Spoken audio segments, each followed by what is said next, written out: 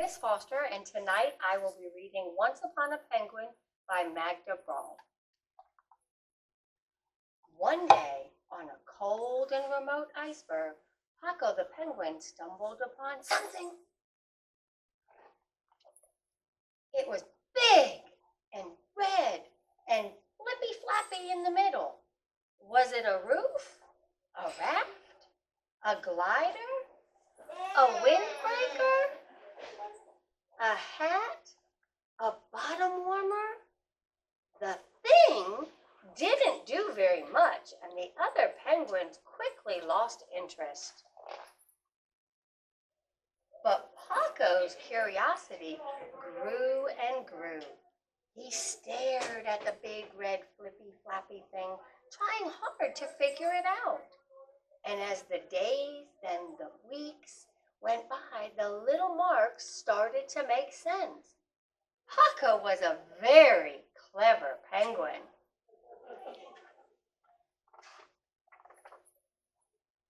From that day on, Paco always had his head buried deep in the thing. When the other penguins looked for shelter, he'd say, "I'm on a tropical island. There's no snow here." At dinner time, he'd say, "I'm not hungry. I'm eating ice cream with a princess."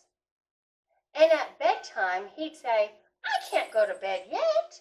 We are flying to the moon in a spaceship." The penguins were very confused. A tropical island? A princess? A spaceship? Where? "It's all in here," he explained Paco. "Inside the big red flippy-floppy thing. Listen!" So Paco began to tell them about amazing people, faraway lands, and magical creatures. It was exciting, surprising, and sometimes a little scary. And when he turned the very last page, "We want more!" cried the penguins. "There isn't any more," said Paco sadly. "There is only one big red flippy-flappy thing." But wait a minute.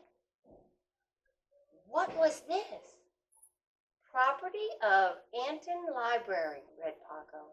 "Who's Anton Library?" asked the penguins. "I don't know, but let's find him. He might have more big red flippy-flappy things."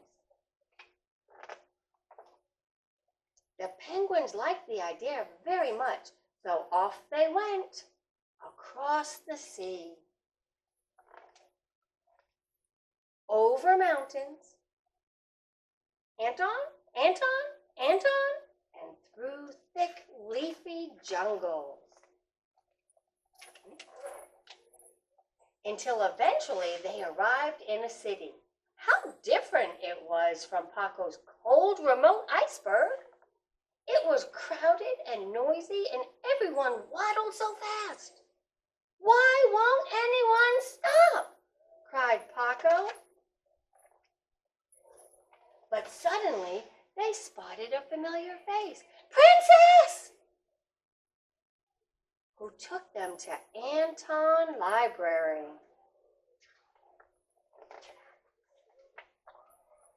Anton Library was not what the penguins had expected. No legs, no arms, no head. Anton Library wasn't a person at all, but it did have lots of big flippy-flappy things in all different colors. "These are books," said the princess.